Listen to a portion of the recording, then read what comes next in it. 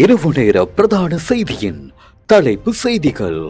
14வது மகாத்மா காந்தி கல்வி புலமை பரிசில் வழங்கும் விழாவில் 300 மாணவர்களுக்கு நிதி உதவி. கெஹலியாவின் ஊழல் வழக்கு, நீதிமன்றம் பிறப்பித்த அதிரடி உத்தரவு. நிறுத்தாமல் சென்ற லோரி, போலீசாரால் மேற்கொள்ளப்பட்ட சரமாரியான துப்பாக்கிச்சூடு. பலாங்கொட கசபதேரருக்கு மீண்டும் விளக்கமறியல். திருகோணமலை நீதிமன்றம் அதிரடி உத்தரவு. பண மோசடி தடுப்பு சட்டத்தின் கீழ் குற்றச்சாட்டு. யோசித்த மற்றும் டென்சிக்கு எதிரான வழக்கு ஒத்திவைப்பு. செய்திகளை வாசிப்பவர் அரவிந்தன் பாலுபிரியா. 14வது மகாத்மா காந்தி கல்வி புலமை பரிசில் வழங்கும் விழாவில் பிரதமர் கலாநிதி ஹரிணி அமரசூரிய கலந்து கொண்டிருந்தார். இதன்போது 2020-2021 கல்வியாண்டுகளில் கல்வி பொதுத்தராதர சாதாரண தர பரீட்சையில் சிறந்த பெறுபேறுகளை பெற்ற 300 மாணவர்களுக்கு பிரதமரினால் நிதி உதவி வழங்கி வைக்கப்பட்டது.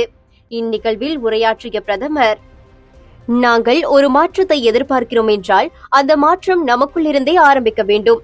நாம் மாறினால் மாத்திரமே நாம் எதிர்பார்க்கும் மாற்றத்தை அடைய முடியும்.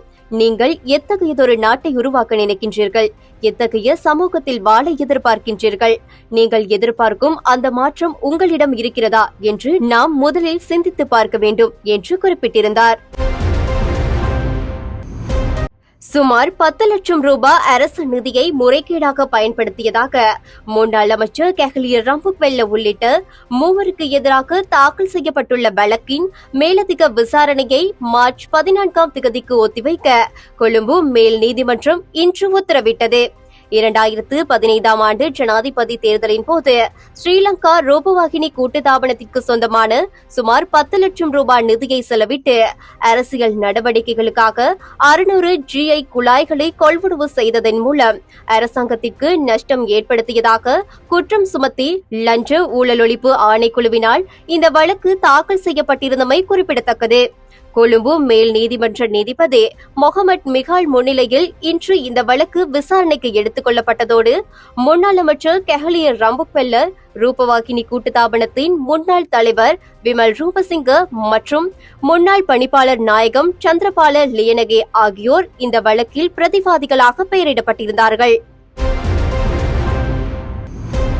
அம்பலங்கோடை போலீஸ் பிரிவிற்குட்பட்ட ஆந்தாந்துள்ள பிரதேசத்தில் போலீசாரின் கட்டளையை மீறி சென்ற லொரியொன்றின் மீது இன்று போலீசார் துப்பாக்கி பிரயோகம் நடத்தியுள்ளனர். அம்பலாங்கொடை திசை நோக்கி பயணித்த சந்தேகத்திற்கமான லொரியொன்றினை பரிசோதிப்பதற்காக போலீசார் நிறுத்துமாறு சைகை செய்த போது அந்த லொரி போலீசாரின் கட்டளையை மீறி நிறுத்தாமல் முன்னோக்கி சென்றுள்ளது. இதன்போது போலீஸ் அதிகாரிகள் லொரியை பின்தொடர்ந்து சென்று நிறுத்த முயற்சித்த வேளையில் லொரி தொடர்ந்து தப்பியோட முயன்றதால் துப்பாக்கி பிரயோகம் நடத்தப்பட்டுள்ளது.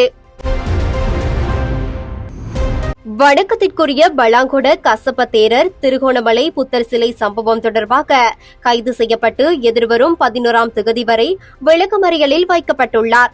மேலும் அவர் இன்று காலை திருகோணமலை நீதவான் நீதிமன்றில் குறித்த வழக்கிற்காக ஆஜர்படுத்தப்பட்டுள்ளார். கடலோர பாதுகாப்பு வலயத்திற்குள் அனுமதிக்கப்படாத வகையில் புத்தர் சிலை வைக்கப்பட்டதாக கடலோர பாதுகாப்பு மற்றும் கடலோர வள முகாமைத்துவ திணைக்களம் தாக்கல் செய்த முறைப்பாட்டின் அடிப்படையில் இந்த சட்ட நடவடிக்கை எடுக்கப்பட்டுள்ளது. முன்னாள் ஜனாதிபதி மஹிந்த ராஜபக்சவின் மகன் யோஷித ராஜபக்ச மற்றும் அவரது பாட்டி டெய்சி ஃபாரஸ்ட் ஆகியோருக்கு எதிராக தாக்கல் செய்யப்பட்டுள்ள பண மோசடி வழக்கை ஏப்ரல் 24 மீண்டும் விசாரணைக்கு எடுத்துக்கொள்ள கொழும்பு மேல் நீதிமன்றம் இன்று உத்தரவிட்டுள்ளது.